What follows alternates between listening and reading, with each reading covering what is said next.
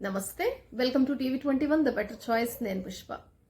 ఇవాళ భోగి పండుగ సందర్భంగా TV21 ద బెటర్ చాయిస్ వీక్షకులు సబ్స్క్రైబర్లందరికీ కూడా భోగి పండుగ శుభాకాంక్షలు. నమస్తే, welcome to TV21 the better choice. నేను పుష్ప. TV21 వీక్షకులు సబ్స్క్రైబర్లందరికీ భోగి పండుగ శుభాకాంక్షలు. భోగి పండుగను బాగా సెలబ్రేట్ చేసుకున్నారా? మేము కూడా బాగా సెలబ్రేట్ చేసుకున్నాం. ఇంటి ముందర రంగువల్లలు తీర్చిదిద్ది మేము పండుగను సెలబ్రేట్ చేసుకున్నాం. పూజాది కార్యక్రమాలు కూడా చేసుకున్నాం. ఇక వాళ్ళ న్యూస్ చూద్దాం. తెలుగు రాష్ట్రాల్లో భోగి పండుగను ఘనంగా నిర్వహిస్తున్నారు. పిల్లలు పెద్దలు ఉదయాన్నే వీధుల్లో భోగి మంటలు వేశారు. మహిళలు అందమైన రంగవల్లలు తీర్చిదిద్దారు. మరోవైపు ఉదయాన్నే భక్తులు ఆలయాలకు తరలి వెళ్లి ప్రత్యేక పూజలు కూడా చేశారు. సంక్రాంతి కోసం నగరవాసులు స్వగ్రామాలకు రావడంతో సందడి వాతావరణం నెలకొంది. యానంలో కొత్త అల్లుడికి మెగా విందు. 470 రకాల వంటకాలు. ఏంటి ఇన్ని తినేస్తారా అనుకుంటున్నారా? గోదావరోళ్లు మాటలకే కాదండి, ఆతిథ్యానికి కూడా ప్రత్యేకత ఉంటుంది. పండుగ వచ్చిందంటే గోదావరి జిల్లాల ప్రజలు ఇంటికొచ్చే బంధువుల పట్ల కనపరిచే ఆప్యాయతకు అంతే ఉండదు. ఇక ఇంటికొచ్చిన కొత్త అల్లుడికి చేసే మర్యాదలు మరో స్థాయిలో ఉంటాయి. కేంద్రపాలిత ప్రాంతం యానం వర్తక సంఘం గౌరవాధ్యక్షుడు మాజేటి సత్యభాస్కర్ వెంకటేశ్వరి దంపతుల ఏకైక కుమార్తె హరిణ్యకు గత ఏడాది విజయవాడకు చెందిన పారిశ్రామికవేత్త సాకేత్తో వివాహం జరిపించారు. కొత్త అల్లుడిని మొదటి సంక్రాంతి పండుగకు ఆహ్వానించి ప్రత్యేక విందును ఏర్పాటు చేసి ఆశ్చర్యపరిచారు.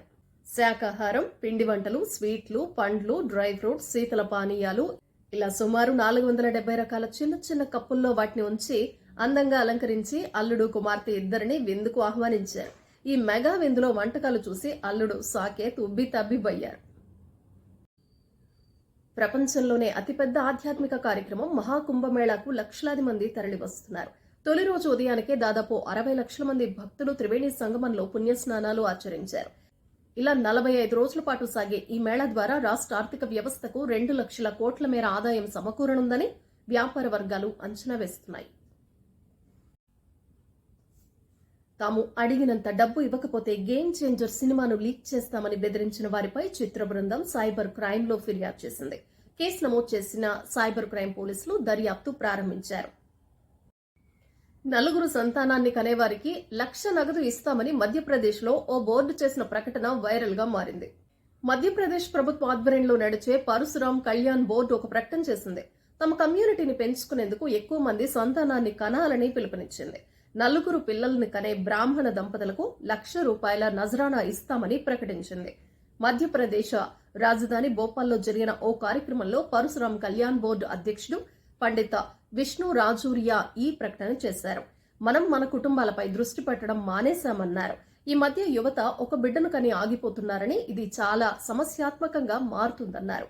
భవిష్యత్ తరాన్ని కాపాడాల్సిన బాధ్యత మందే అన్నారు. అందుకోసం 4 సంతానం ఉండాలని కోరుతున్నానని రాజూరియా తెలిపారు. 4 పిల్లల్ని కనే మహిళలకు బోర్డు తరపున 1,00,000 రూపాయలు నజరానా అందిస్తామని తెలిపారు. తాను బోర్డు అధ్యక్షుడిగా దిగిపోయిన తర్వాత కూడా ఈ అవార్డు కొనసాగుతుందని ఆయన అన్నారు. ప్రస్తుతం ఈ వార్త నెట్టింట వైరల్ గా మారింది. అవసరమైనప్పుడు ఇండస్ట్రీలో ఎవరూ సహకరించారని ప్రముఖ దర్శకుడు గౌతమ్ వాసుదేవ్ మేనన్ అసహనం వ్యక్తం చేశారు. ఓ ఇంటర్వ్యూలో మాట్లాడిన ఆయన పరిశ్రమలో తాను ఎదుర్కొన్న సవాళ్ల గురించి పంచుకున్నారు. ఈ విషయం గురించి మాట్లాడుతున్నందుకు ఎంతో బాధగా ఉందన్నారు. ఇండస్ట్రీలో నాకు సాయం చేయడానికి ఎవరూ లేరని, నమ్మటానికి కష్టంగా ఉన్నా ఇది నిజమేనన్నారు. తాను చేసిన ధృవ నక్షత్రం విడుదల విషయంలో సమస్యల గురించి ఎవరూ స్పందించలేదట. కనీసం ఏం జరుగుతోందో తెలుసుకోవటానికి కూడా ప్రయత్నించలేదంట. ఇండస్ట్రీ ఆ చిత్రాన్ని పట్టించుకోలేదని, ఆ సినిమా గురించి కూడా ఎవరికీ తెలియదన్నారు. ధనుష్ లింగుస్వామి మాత్రమే దాని గురించి అడిగారని, విడుదల చేయడానికి ప్రయత్నించారు, కానీ కొన్ని స్టూడియోల వారికి సినిమా చూపించాను, కానీ కొన్ని సమస్యలు ఉన్నందున ఎవరూ దాన్ని స్వీకరించలేదని, విడుదల చేయడానికి ముందుకు రాలేదన్నారు. ప్రేక్షకులు ఇంకా తన సినిమాలు చూడాలని కోరుకుంటున్నారు కాబట్టే తాను బ్రతికి ఉన్నట్లు తెలిపారు.